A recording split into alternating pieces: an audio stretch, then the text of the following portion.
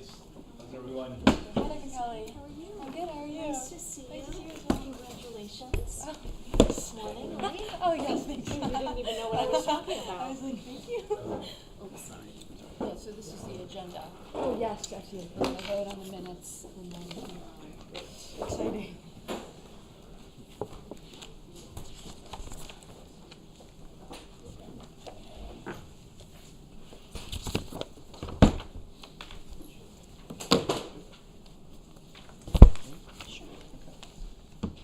Good evening, everyone. Thank you for coming tonight. We are going to reconvene the public session of the Bronxville School Board of Education meeting of November 20th.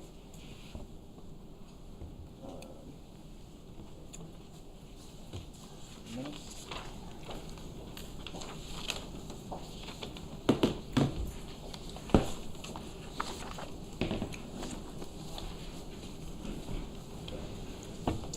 Can I have a motion to accept the draft minutes from the regular meeting of October 16th and the special meeting of November 3rd, please? Motion. So moved. second. Okay. All in favor? All in favor? Aye. Aye.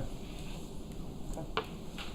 So we have the pleasure of having an ex officio student member of our board here this evening, Elizabeth Barnes. I think this is your inaugural meeting. It is, yes. Are you nervous? A little bit. Okay, you're good. You're good. But welcome. Thank you. And we're eager to hear what you have to report. Great. So hi everyone, I'm Elizabeth. I'm a junior at Bronxville and the vice president of the SFL. So it's been pretty busy at Bronxville recently, both within the SFL and then more broadly speaking. Within the student government, we recently helped the fourth graders Thanksgiving food drive. With money from our past fundraisers and bake sales, we were able to donate 5 hams to their drive, which are actually pretty expensive. You may not expect, I didn't know that. We also are hosting our Spelling Bee next Wednesday, which is a fun event right before Thanksgiving break where we'll have student and faculty competing against each other. We have a civil discourse Zoom on AI next Tuesday with students from other schools. So that is a voluntary event, but we hope to get students from across all of the grades to join us discussing AI. And we've also been trying to plan a food drive to help people who lost access to SNAP benefits. So we know that that's now funding has been resumed, but we're trying to figure out ways that we can still help that. Speaking more broadly within Bronxville, the Model UN Club just left for the Princeton Model UN Conference. So they left today and will be there through the weekend. In terms of the arts, Chicago auditions, the musical auditions are currently happening.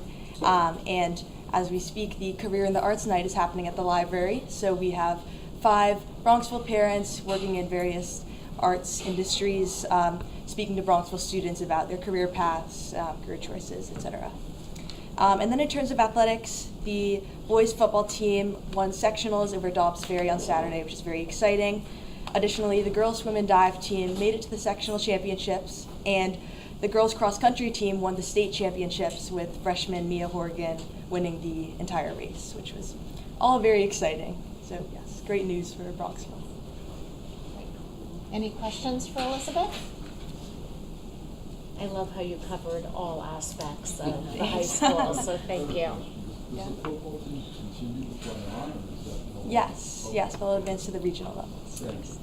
Yes, so they have regional, I think they're considered regional semifinals this Saturday at noon at Arlington High School, and we're playing the Section 9 champions Chester High School in Arlington, yeah. And from there, we hope to go to Middletown the following weekend, I think, for the regional championship. Good. Thank you. Great. Thank you so much. Thanks, Elizabeth. Thanks. Homework. Yeah, a little bit. Come test. Cam test, of course. Good luck. Thank you. Thanks Thank for you. having me. Have a great Thank night. you. You as well. All right. Rachel? Yes. So good evening, everyone. I love seeing so many of you in person here. It's always hard to know how many are actually watching on YouTube. So I wanted to just start off by speaking specifically to the communication that the board and I sent out last Friday. And that was to clarify some things about this exploration phase as it relates to lights on the field. And in that letter, we clarified that indeed this is an exploration phase, and that I am creating a study group. And really the purpose of that study group is to bring together a group of people who can kind of review with us and help us research what's the problem that we're trying to solve, and then how best is it to solve that problem. And I plan to invite leaders in the community who feel very strongly about, one, supporting ways to support the problem, and also those from the community who feel very strongly, who have been through this before, and feel very strongly that this isn't the right decision. I want to get people together in a room, but in a more intimate setting, and people who are open-minded and ready to roll up their sleeves with me. I'd also like the board facilities committee to be a part of that, as well as leadership from the district. So I'll be facilitating. I'm going to invite Anthony Vaglica as our director of PE Health and Athletics, Dan Carlin, our business official, Ann Meyer, our director, our assistant superintendent for curriculum and instruction, and Mike Lee, our facilities committee. I don't know the names of all of the community members yet. Once I do, I'll share that wide. We have nothing to hide. We want this to be transparent and genuine. So I'm hoping to secure 6 members from the community within the next couple of days, and then I'll communicate with the full community the membership of this study group. And might be a little bit of an aggressive timeline, but I'm hoping we can have the first meeting of this study group the week after Thanksgiving. So that's where we are at this juncture. I do have some other highlights I'd like to speak to. We typically wait till the end for public comments. Thank you. In the elementary school, just a few quick updates. Student Council had a successful Thanksgiving drive for Feeding Westchester. The 5th grade participated in their first Spirit Day. The Lapathon, supporting Mainsprings in Tanzania, raised $2,700. The 2nd graders went to Village Hall and met with the mayor, Mary Marvin, and police officers as part of their unit on suburban community. And our 1st graders are creating movies about how to make recess better through a residency that we've partnered with the Bronxville Picture House. And then I'd be remiss not to mention that we're finishing up, God bless you, finishing up another fabulous book fair. And we couldn't do that without the PTA and all of their hard work and really coordinating such a successful event for every elementary school student. I'm realizing that there's probably a reason why we have more public here than we typically do, and maybe we do want to give an opportunity if there's public comments specifically on this research phase. Maybe we allow them to do that so they don't have to wait until the end of the board meeting. Sure, if you're Are you comfortable with I'm comfortable. We good with that? Yeah. Okay. I live adjacent to the school. I've been here 20 years. I have a question for the board members specifically. I'm sorry, your name? William Bournemouth. Oh, nice to see you. Right over there. Yep. It's daylight and I'm not sorry. This is a question board by show of hands raised, meaning you agree. Does the school board agree to abide by best practice guidelines setbacks of stadium, proposed stadium lighting to private property?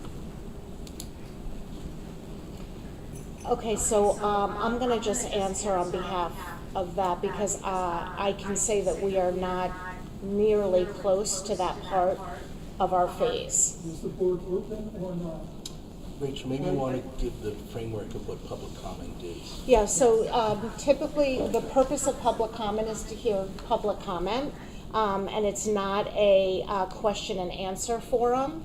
And I think, and that's not because we're trying to avoid answering questions, that's just the purpose of a public comment. I hope to get to that answer as part of our study group. I have a comment. Yes. Could you just repeat the first question so I can jot it down? Sure. The first question was, by a show of hands raised, meaning you agree, does the school board agree to abide by best practice guidelines of setbacks and propose stating in writing to private property? That was the question. Got it. The Thank you. statement is that the football field is 80 feet from private property. You measured it today, it's 80 feet from private property.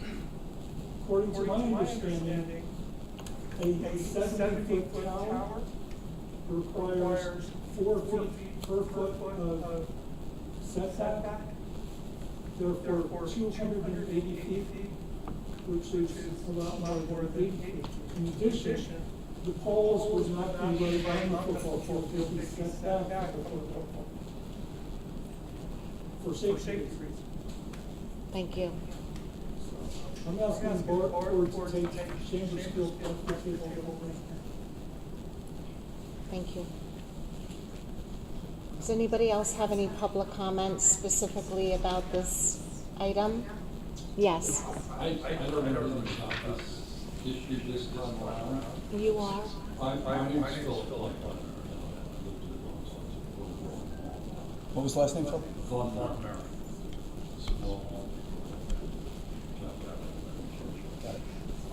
And my question is, has anybody considered, I know it's county owned, but there are no houses around there. And I don't know what the politics are all, I don't have any agenda, but I'm just trying to move forward and find a solution. So I'm just wondering whether maybe I'm stepping on something that's already been vetted, it's discussed, but. That is a consideration. We have had to work very hard to get even a baseball field down there. The other portion of it, my understanding, is that it's a dog park and we can't go anywhere near that. But the field now is fenced. yes. I mean, I walk to the train every day. Yes. By that field. So And- we and- use that as a baseball field in the spring, and we use it for soccer in the fall. Yeah, Thank if you. had lights, you could use it later in the night, I know, but I know Thank you. that there are issues. Yeah. Thanks, Philip.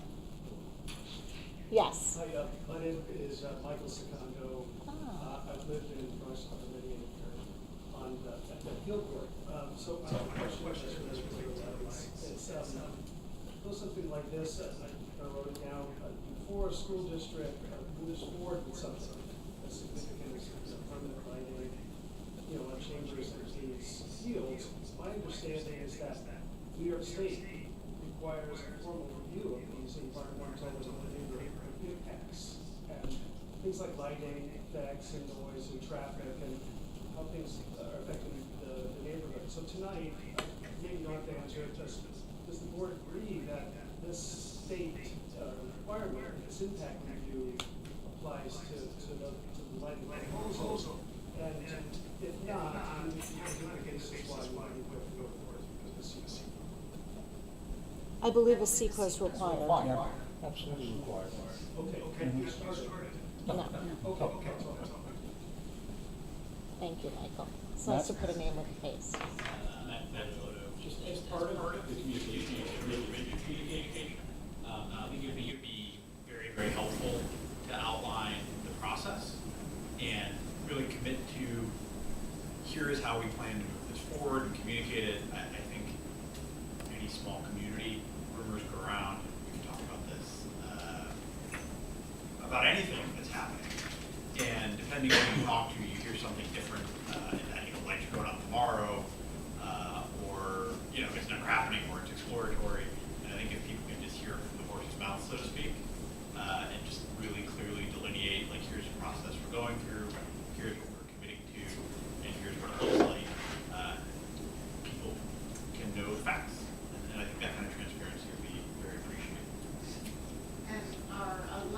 Today was our first attempt at that, and we will continue to communicate with the full community to try and, we want to be transparent, we have nothing to hide, and we want everyone to know where we are at each step. Yeah, and just to add, we purposely went live with this at a very early phase, knowing that this was going to be a little messy, but in order to try and stick with as much transparency as possible, we felt it was important that the community knew that the board was having a conversation with the administration about this. So there's a lot less there than people think there is, and again, that was erring on the side of more transparency and not less, because that's what we heard happened 10 years ago, and we wanted to try and avoid that. We knew it was going to get a little bit messy, but like we really wanted to bring the community along for the conversation, so we're looking forward to doing that. Hi, I'm Lady Danza. I have a question. So if the lights were to go up, will then the field be rented out to, other clubs and things to use, or this is solely for Bronxville, the residents and the children to use? Yeah, so great question.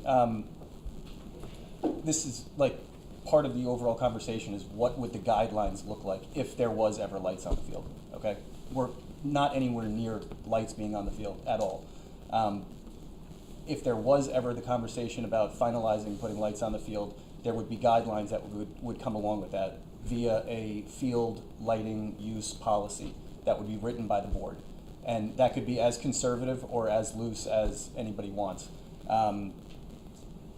We would obviously look to be as conservative as possible, while recognizing that a board in the future could change that policy. And that's one of the biggest struggles about having this conversation and about looking at this project, right? We could say, I'm just throwing out hypotheticals here, but we could say lights go off at 7 p.m., Monday through Thursday. There could be one night game on a weekend, but not necessarily two on any given weekend. It would never be rented out to outside organizations by this board. However, let's all be honest with each other, a future board, yeah, it could change. So that's one of the biggest struggles that we're talking about right now. I hope that answers it. Yeah. Could I add just one thing, Eddie, to Yeah. that? I think we all have to be clear that the objective here is to satisfy the needs of the students at our school, principally.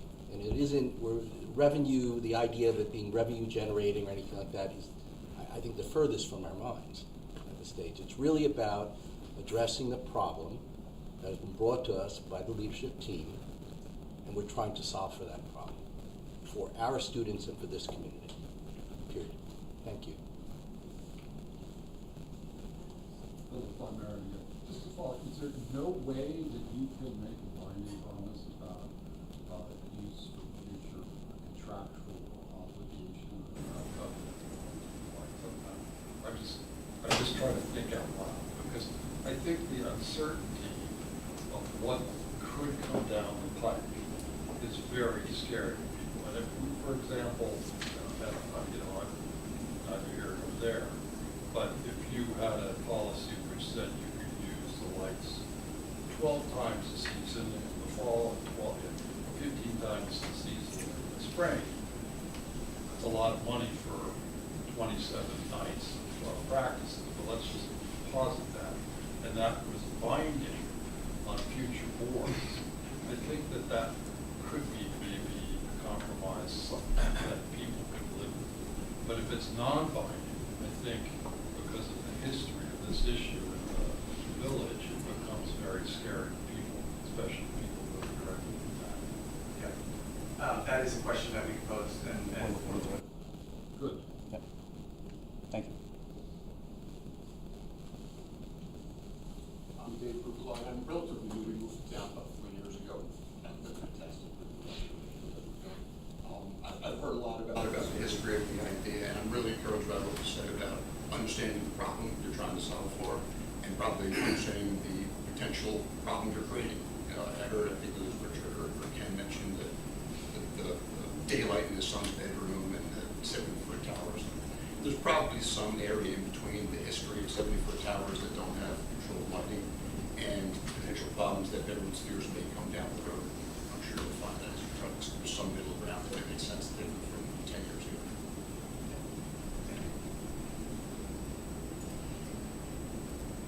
Any other public comments specifically on this topic? Okay. Thank you, everybody. I will be affected. You want to enjoy the rest of your evening outside of the atrium lobby, the auditorium lobby, but I'm going to continue with my highlights. Okay. Thank you. Thank you, everybody. In the middle school, we are very pleased. The Legend of Sleepy Hollow play was presented this past weekend. Tremendous amount of talent from our middle school students, and we're grateful to Hannah Geiling, our choral director, the PTA, Team Basque, and Emma Sheehan for making it all possible. So thank you. Our 7th grade, look at them. Our 7th grade is currently in Williamsburg, our annual trip. We've been doing it for over 50 years. The students are doing a great job representing our community. In fact, just this morning, we heard about a compliment. The Virginia School Boards Association is staying in the same hotel, and complimented our chaperones and how beautifully behaved our students were, which says a lot for 7th graders, quite frankly. In our high school, just this morning we had a ceremony. Our students competed in the 2025 New York State Archive Student Research Awards competition. Their work was submitted last year, and this competition recognizes excellence in historical research, encouraging students to utilize primary sources and develop advanced analysis and synthesis skills. Our 10th grade students, they're now juniors, performed exceptionally well. We're proud to announce that Sean An was awarded 3rd place winner in grades 9th through 12th division for his research paper, The Sinking of the Ukijima Manu, Titanic of the East. In total, 29 of our students received recognition in the grades 9 through 12 division, which includes the 1 3rd place winner, the 4 honorable mentions. 24 students received a certificate of merit. This is an outstanding achievement and is testament to the students' hard work and the quality of their historical research projects. So congratulations to all of them. Elizabeth already spoke to the achievements of our student athletes, but I did want to add one more achievement. Our girls' varsity soccer team was honored with the Section 1 Sportsmanship Award, a recognition that reflects not only their talent on the field, but more importantly, their character, integrity, and respect for the game. Throughout the fall, our players received compliments from officials and opposing coaches, and remarkably, they completed the entire season without a single yellow or red card. Of the 60 teams in Section 1, they were the only team to receive no cards during the season. We want to recognize, of course, the coaches who set the tone for the program and serve as role models for our athletes. Coach Don Cupertino, Coach Caitlin Hoffer-Sabo, and Coach Michaela Donahue. They have created an environment where respect, discipline, and sportsmanship are at the forefront. Their leadership has been instrumental in shaping a team culture and upholds the very best of our Bronxville athletes. We're incredibly proud of our athletes for representing Bronxville with such poise, humility, and respect. Their dedication to teamwork and sportsmanship is a model for all of us, and we congratulate them on this outstanding achievement. Those are my highlights.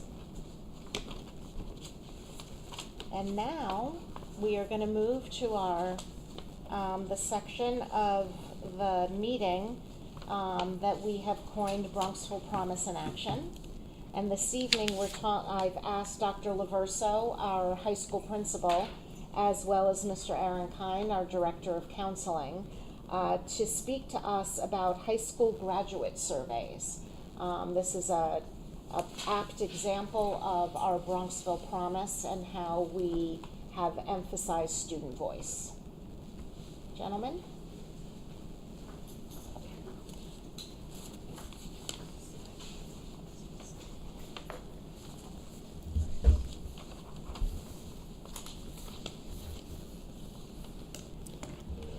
Good evening, everybody.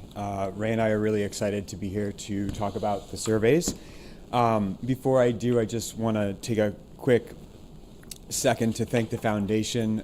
This work started back in 2019, and it started as a foundation grant. And in the spirit of those grants, we saw the value, and the high school has sort of captured the cost of these surveys into our operating budget. But none of this would have started without the foundation, so thank you, as always. You know, like Rachel has mentioned in the past, our high school's phenomenal, and we could really sit back and just sort of bask in that glory. But we don't, and it's one of the many reasons I love working here. And I do believe that these surveys and the feedback we received and the action that we've taken on that feedback is a perfect example of us continuing to innovate in the high school and also improve you know, the overall experience for our students. Tonight we are going to cover the different survey types, when they're administered. We have some data about the response rate, so you can get a sense of how many students are filling these out. Ray's going to highlight the survey takeaways, and we'll close with some programmatic improvements we've made as a result of the alumni insights. You can change the slide. So there's the cadence is threefold. It starts with the senior exit survey, which we give to the students towards the end of senior week, so before graduation. The goal of this survey is to capture their thoughts before they graduate and to gather feedback on their extracurricular high school experiences. If you bear with me. So you all have in front of you the questions from that survey. And just to give you a sense of sort of where our thinking is at, I'm just going to read a few also because the people in the audience and online don't have them. So we're asking the students, do you feel prepared to succeed with the transition to college courses? Do you feel like there were adequate extracurricular opportunities for you? Do you feel prepared for college life outside of the classroom? And how well prepared do you feel Bronxville made you for life after high school? And so you'll see there's a common through line through some of these surveys that we're trying to sort of fact check what we know is their preparedness for college, but to hear from them. And then with the postgraduate survey, which is 18 to 24 months after graduation, so approximately 2 years potentially into a college program. Obviously, this gives a sense of their first 2 years of college. Here we ask them again, how ready were you for the rigors of college writing, right? So the exit survey was how do you feel prepared? Now they've had some sort of some time in college. How prepared are you? And again, some questions about academic or curricular gaps that maybe they have experienced since now being in college for a few years. So just to give you a sense of those questions, do you feel prepared for college? How well did Bronxville prepare you in reading and writing? How well did we prepare you in math, science, and technology? And then finally, and most recently, as you'll see in a second, we have the culminating survey, which is 60 months after graduation, so about 5 years. So we just, I guess in the spring, we got these results back for the first time from the class of 2019. And so now the students have graduated from college, at least in the responses that we received, most of them did. And just how did that, you know, how, looking back at your time in Bronxville, how well prepared were you? And again, from the survey questions, do we prepare you for the thinking skills you needed in college, such as creativity, decision-making, and problem-solving, meaningful co-curricular experiences, meaningful academic experiences, And again, did Bronxville prepare you for the rigor of college? You can go to the next slide. And just to give you a sense of like the 3 different surveys and the data that we have collected thus far. So obviously the most for the senior exit surveys, slowly making our way through the postgraduate surveys. And we're waiting on the most recent class of 2020 culminating survey. You can go to the next slide. And just to show you the response rates, as you might anticipate, the students that are in front of us, we're able to do a pretty good job of getting them to turn that in. The further out they get from our walls, the harder it's been to collect responses. We're not really sure what to make of the class of 2022 response rate for the postgraduate survey. We're hoping it's just like a blip, an outlier. The culminating survey is maybe not the number we would have liked to receive, but it's some. I was actually talking to the people that we partner with to administer the survey, so they make phone calls, text messages, and emails to get students to respond to this. How effective that is, it's hard to make a judgment call based on one year's data, but we did.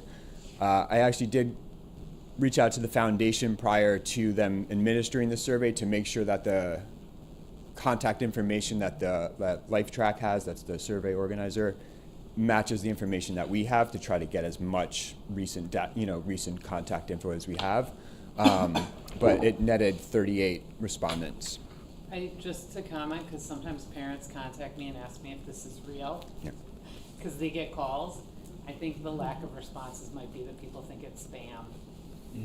Because you see something like your high school wants to know how you did, and then you just delete it. So we're just trying to communicate to students, this is going to come, please give us feedback. Go to the next slide. So this slide shows us 5 years of data from our senior exit surveys as they exit high school. So the range is highlighted here. You can see the highest and the lowest percentages, showing the percentage of students who reported feeling prepared to succeed in their transition to college courses. So a key takeaway here, I think, is the consistently high level of preparation that's reported by our seniors. This trend is evident across some crucial academic areas as well as different cognitive domains, including reading, writing, mathematics, thinking skills, creativity, decision-making, and critical problem solving. Furthermore, our seniors consistently report a positive overall learning experience at the high school, with percentages consistently noted above 92% over the past 5 years. And the positive sentiment extends to their relationships with the members of our faculty, which seniors overwhelmingly rate very highly. A significant majority of the seniors also felt that our teachers have high expectations for them and actively help them to succeed, a sentiment that was notably shared by 100% of the 2022 cohort. And our seniors also consistently rated their self-advocacy skill development at a high rate, with scores ranging anywhere from 80 to 92%. And while these consistently high scores are very encouraging, it's important to note that there are some cohort-specific factors here that are embedded in the results, and we can't specifically measure those. Therefore, drawing any strong definitive conclusion about any one particular cohort is pretty difficult. Ray, can you I want to make sure I understand what you're reporting here. So in reading and writing, 76% of the 2019 graduates reported? That was the lowest reported number, and the highest reported number was 92.4. So we showed you the low and the high number. The low was for 2019 graduates, and the high was for 2021 graduates? Correct. So it seems, okay. Thank you. Okay. Has the survey changed at all over that period?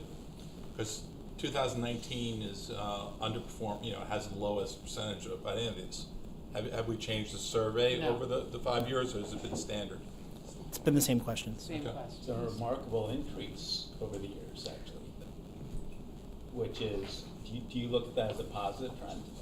I think most of the numbers are positive, and the trend is overall positive. And then after, with the 2019 year, when you asked them 18 months out, how do the percentages look then? On this next slide, so this slide Ray, shows. sorry, we've got one public question while we're on the topic, if you don't mind. Sure. Does this survey company you said you use, do they have benchmarks for other schools? Like, do we know what we look like relative to other schools that do similar things? No, we've never gotten those, but we could certainly ask. It'd be interesting to see how we stack up. I've done it for employee surveys, and these kinds of companies, they have a lot of that information. Yeah? Yep. Thank you. This slide shows us the postgraduate survey results. So this focuses on how well Bronxville High School students felt prepared 18 to 24 months out, meaning they're in the middle of college. The overall data trends here, again, are the main focus. We consistently see that post-graduation, about more than 3/4 of our students respond that they feel very well prepared in key academic areas such as reading, writing, mathematics, science, and technology. The caveat here, and Aaron alluded to this a little bit, is that first of all, we don't have the academic paths and the demographics of these students, so we can't make any individual cohort-specific conclusions, because it's very important to note that if a student is pursuing a pathway in humanities, it may not be applicable that they were well prepared for mathematics. And it's also important to note the drop in respondents in the 2022 cohort. This smaller sample makes these values much more sensitive to extreme responses. So in that cohort, for example, there were 3 respondents who answered not applicable when they were asked how well prepared they felt in mathematics. That alone could account for the 8% decrease between the cohorts. Small sample size, much more extreme measures could impact the results.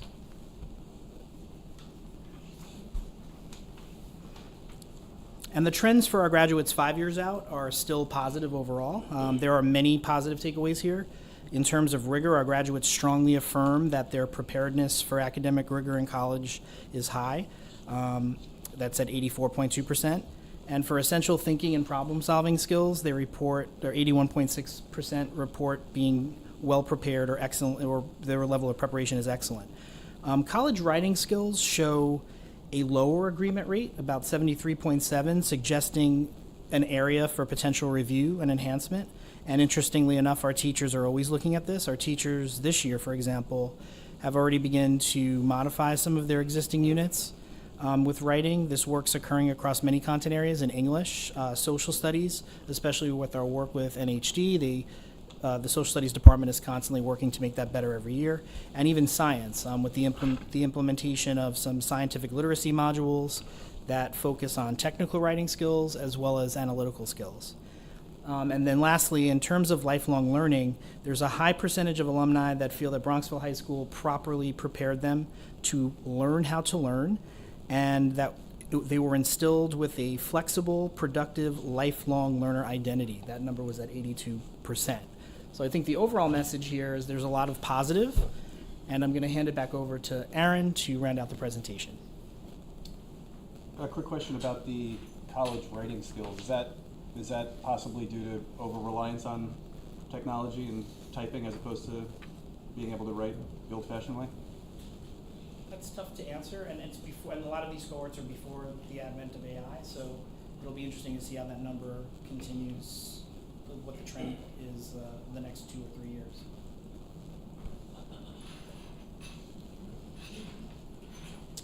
Just to round out the culminating survey results, as you could see and as you would someone expect, the students mentioned their most meaningful extracurricular activities were athletics, theater, and some leadership roles. Academics involved students taking some of the advanced placement courses, and also spoke to individual teachers that they felt closely connected to and or inspired by. We did ask them about if you could change something Some students made comments about, I guess, the need for social and awareness and diversity. I don't know how to approach that per se, but I think we do have some some elective offerings in the high school that begin to educate and inform our students that they're eligible to take, that deal with many of these issues. I think also some of our civil discourse instruction begins to prepare students to sort of hold some of these different thoughts and prepare them for collegiate life. And then lastly, and this one always comes up when you talk to 18-year-olds, they want financial preparation for life. You'll hear at some point from Ann, the state also agrees with that idea, and there's some financial literacy that'll be introduced into all school curriculum in the high school for next school year. So that's very much coming. And then lastly, as I prepared for tonight and looked at this slide, it almost like it's hard to imagine our school without these pieces. And at the same time, all of this sort of started from or built from the students' responses in the past 5 years. When I first got here 10 years ago, there was an advanced physics class. We now have 2 AP physics courses with something like 65 students enrolled in the 2 different classes. And this was a result of alumni feedback, wanting to be more prepared for advanced level science classes. The students often talk about not enough celebration for the arts. The Arts Council, which is a very thriving activity, first started as a subcommittee in SFL and is now its own club, and has put on this open mic night, the Spring Into the Arts event. I believe the Careers in Arts program is happening tonight for a second year, if not a third, and that's always been very well attended. And so again, we've just really been trying to hear what the students want and need, and I guess really just deliver.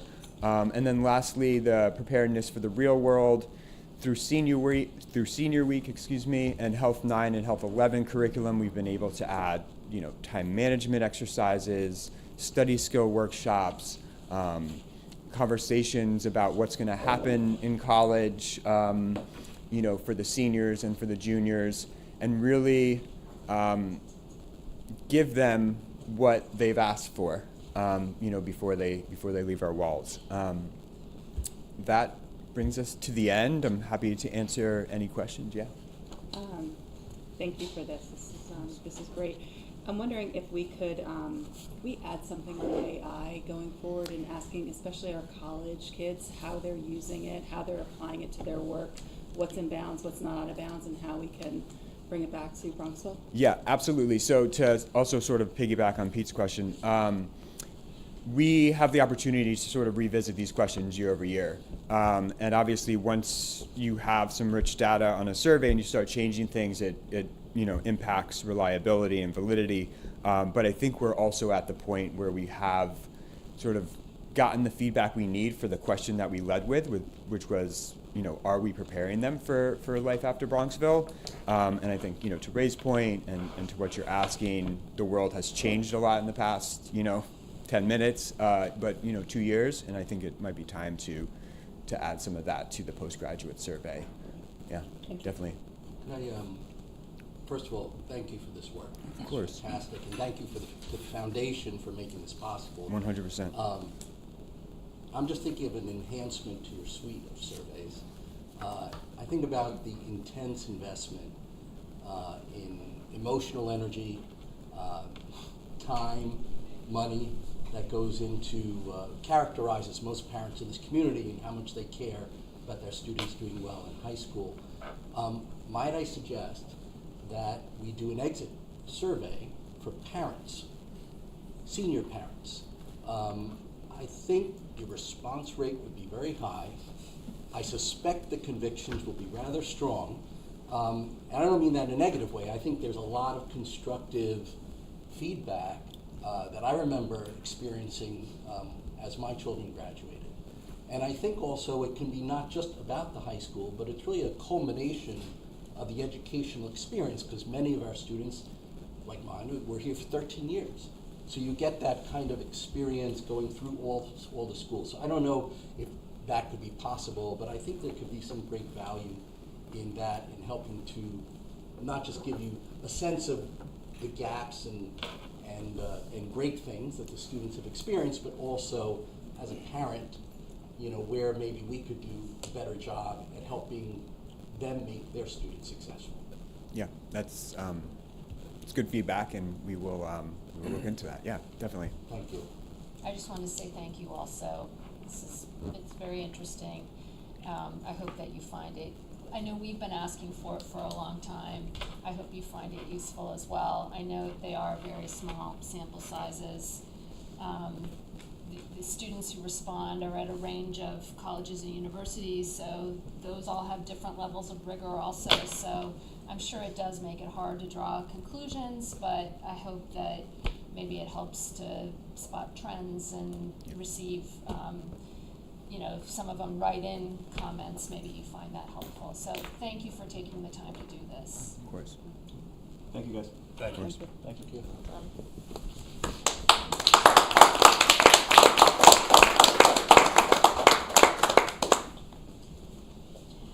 I have a very short personnel agenda this evening. You have in front of you items A through F, which include a few overages. We had to revise the compensation for 2 of our English teachers who teach mini college essay workshops in the fall, and those needed to be recalculated. And then we have an overage of one of our PE health teachers who split between middle and high school, and so he's just 0.07 above his full-time equivalent. We have 2 new teacher aides. Both had been budgeted for. They're replacing those who have resigned. And then we have a revision to the co-curricular stipends. We have Hannah Geiling's stipend on there for the middle school play, which has happened, so we should pay her. And then we had 1 revision to the winter coach roster, a modified indoor track coach, our own Frank Vigiani. So I ask you to consider items A through F, please. Any questions for Rachel?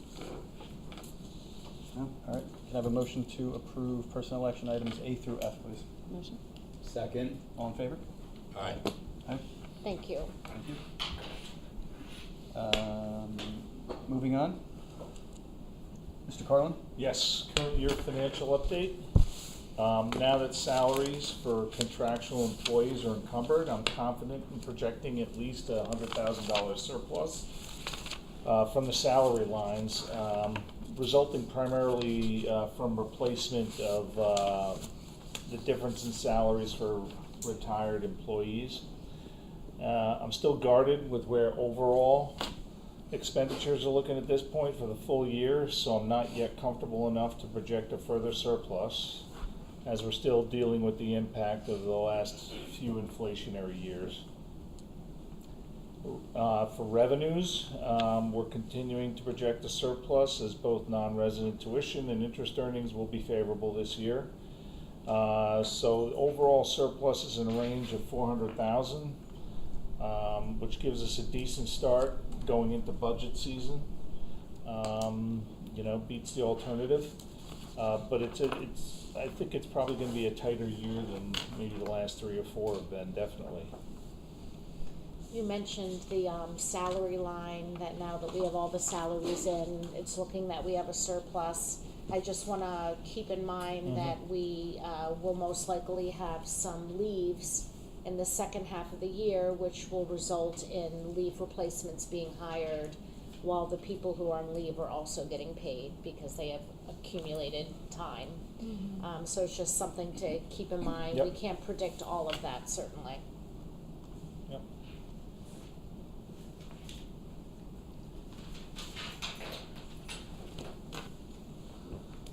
That's decent news. Here's not so decent news. Looking at a 5-year projection, I'm thinking in my mind that within the next 5 years, that if we want to maintain our current level of programming, tax levy cap override may be necessary, maybe at least once and maybe twice. Could be as early as next year. I'll know that. I'll have my initial budget done by the Christmas break. We'll talk about it with the board in January and February, and see where we wind up.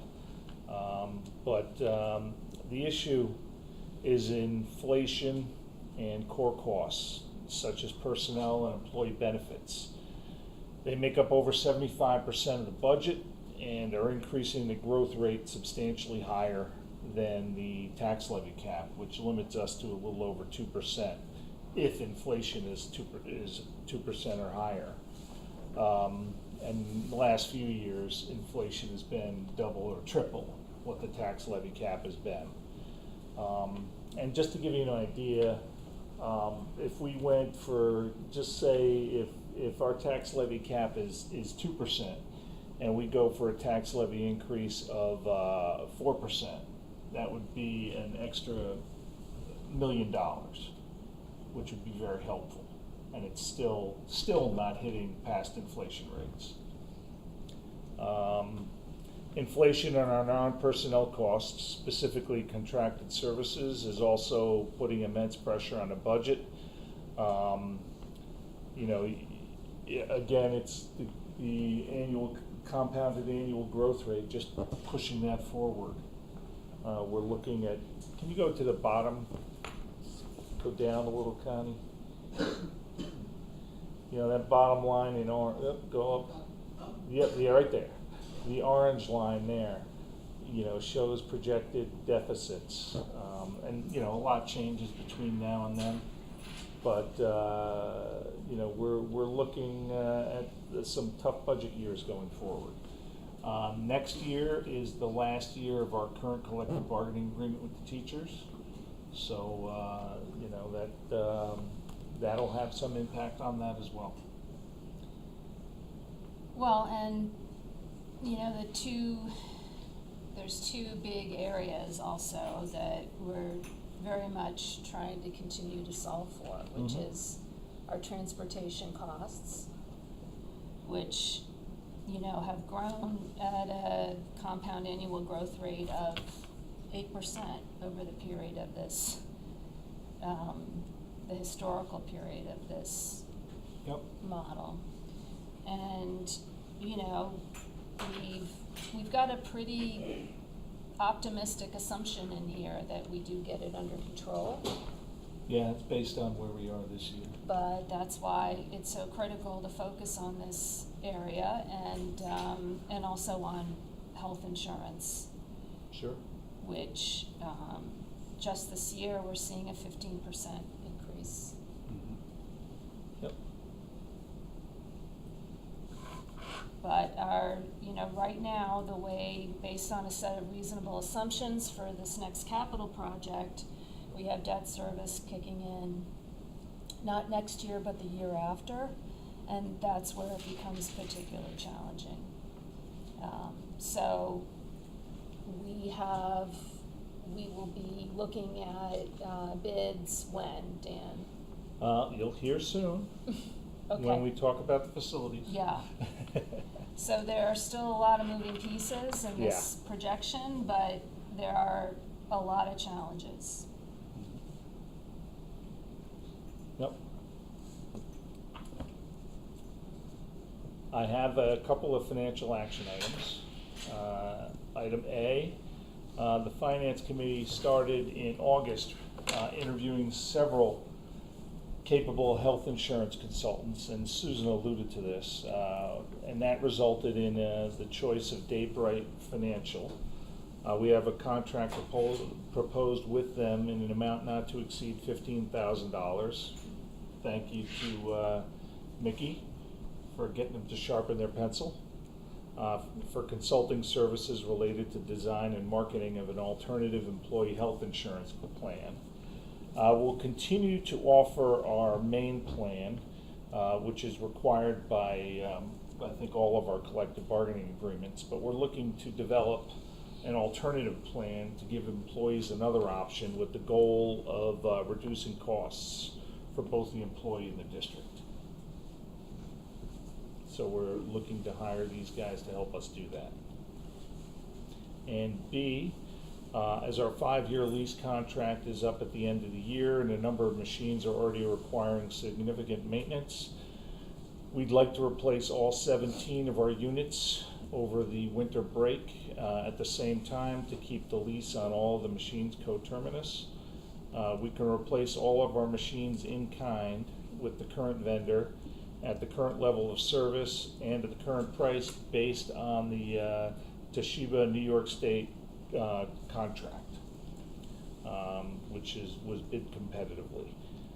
The associated services in the resolution include a part-time on-site technician and also an operator for our copy room. It's the same person. He runs our copy room, which has really high production machines, and also does first level maintenance on all the other machines. He's on site every day. I think we did this about 4.5 years ago. It's worked out well, and we want to do it for another 5-year lease. And we do a 5-year lease. They start breaking down usually after 4 years, so it usually turns out to be a 4.5-year lease. You buy out the terms of the old lease, and it's kind of like an automobile. They get you in with the same payment.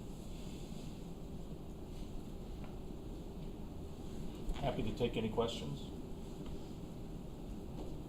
So our current cost is $9,400 a month? Yeah. Because we've had overages? Yep. And did we build the overages into Yes. the new contract? Yes. Okay. Absolutely.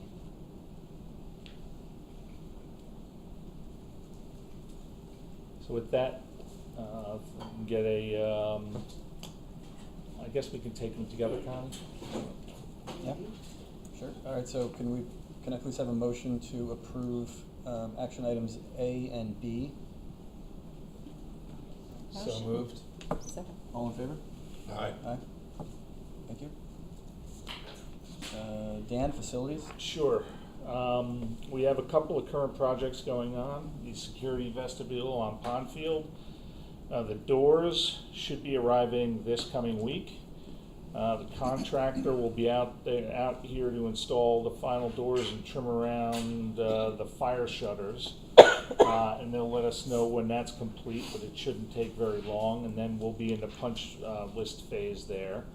The flood pump shelter is already in the punch list phase. We are actually maybe doing a little extra work as far as putting in an opaque screen on the Midland Avenue side of the fence, kind of replacing the fake ivy we had on that side. And if anybody's interested, there's a couple of samples hanging on the screen. There's a lighter one and a darker one. Seems to me I'm getting better feedback on the darker one. But let us know what you think. And then we have an upcoming project that we're working on that was approved by the voters in May. Our construction manager is working on the budget for the general construction contract scope of work. And schematic designs will be submitted to the State Education Department by Thanksgiving. They are still targeting a March bid. So a March bid would get us started in June. And when Susan alluded to the cost of the project, we're monitoring rates because if we get a window where rates go down, we'd probably want to lock in long term, but we can sit in notes instead of going out with the bonds right away to prolong that period until such a time when rates are favorable. So we have a little bit of a window. And I think right now they're in the 4%, little between 4 and 5% range for people with our credit rating. for districts with our credit rating at the moment, going out 15 or 20 years. But also depending on where the bids come in, we, and I hope this won't be the case, but there is an opportunity to reconfigure what's in or out of the project. Yes, usually it's what we've seen over the last, 10 years, that the bids have always come in higher. So we have to value engineer, but we did get some good news with some preliminary probes of the D-wing support structure inside, and hopefully that will not cost as much as we had feared. Great. But we'll see. Great. You never know. Any questions for Dan? Thank you, Dan. My pleasure. No other action items. Board reports. Who met? Strategy and curriculum? Sure. Yeah. We had a very dynamic meeting, which I'm going to let Ann Meyer, our head of curriculum instruction, to elaborate on. Thank you, Ann. Sure. So we had a number of high school faculty present additional civil discourses that were developed this summer and are being implemented in the next few months in world history, AP US history, and AP macroeconomics. And then we also spent time discussing an AI framework that we developed for elementary, middle, and high school, which was developed with our technology and computer science teachers, Brad, Ashley, and myself, to map out what we feel will be the skills and the competencies that students will need to be familiar with in order to utilize AI effectively and ethically. And so the next step with that framework is going to be to have the faculty look at their curriculum against the framework and determine if there's any gaps that we need to fill. So that was also productive. We have a few more civil discourses to share, the strategy and curriculum, maybe in December, that will probably be launched in the spring, but I think that's it for now. Wise move, Mike, to let Ann explain the AI component. How about PTA? PTA? So there's an elementary school meeting. They highlighted food services with David Bazan and all the great options that we have for our kids. Next meeting for them is in January. And thank you again for all your partnership with our school. We always appreciate it. Thanks, Susan. Yes, we love the PTA. Thank you so much, Susan, for your leadership over there. Foundation? Foundation had a meeting this week. Coming up the Saturday after Thanksgiving is the Katie Welling Run. So sign up for that. They need volunteers to help set up the field, help with safety along the run. So if you can join that, that'd be great. There's the foundation for this year. There's going to be a holiday shopping event Thursday, December 18th from 12 to noon in the village. So a percentage of that will go to the foundation, and we're supporting our local merchants. So 12 to 8. What? 12 to 8. 12 to noon would be very short. So it's very tight. 12 to 8. The annual community drive is kicked off, so please donate to the foundation. I'm going to make sure everyone on the school board has donated to the foundation. There's a new fundraiser with Minted for your holiday cards. And there's a promo code that's gone out in all the bulletins for the schools. So if you use that, the foundation will get some money from that. And the grants committee is beginning liaising with administration, leaders, teachers about the grant process that will open in January. Great. Amy, thank you. And Amy, thank you for being here, as always. The foundation is extremely valuable to the community and the district, so thank you for all that you guys do. Mickey, what's cooking in finance? Nothing new. No new updates in finance. No, we're working through the health insurance question. Yep. And we've hired a health insurance consultant to help us with going out to market and potentially getting some better health insurance. Okay. So, but otherwise, nothing new. Well, and you guys have done a great job. You met with a bunch of different people before deciding on this. We did. Yes, the whole team did. It's a team effort, but we met with many different health consultants and picked one that we thought could help us out. Well, thank you for your leadership and Susan on the healthcare front. I guess health and safety falls on me. I guess the biggest news is that the lice are under control right now. So for all the parents out there eager to hear the report on lice, that is, we're handling it well. The nurses and the teachers and the parents are all doing their part. Oh boy, was that a bad one? It's been an average year. Single digits, people, All single right. digits. All right. Just want to express our condolences for Vic Perini, our director of security, lost his father. So we're thinking about Vic. Yeah, and it was a short one, so. It was, and there's even an update from yesterday's meeting to today. The gate at the playground wasn't working properly, and it has been fixed. So Great. that was good news. Okay. Anybody else? Did we miss anyone? No? All right, so we will go back into public comment. I know we had some earlier. Typically, the board will listen, and we appreciate your questions or concerns. We will not always be able to reply with an answer if it's something that takes a little bit of time to research. But do we have anyone here that would like to offer any more public comments, or anybody online? No? Well, thank you for everyone for coming out tonight. This will conclude the Bronxville School Board of Education meeting. Motion. We need a motion to adjourn.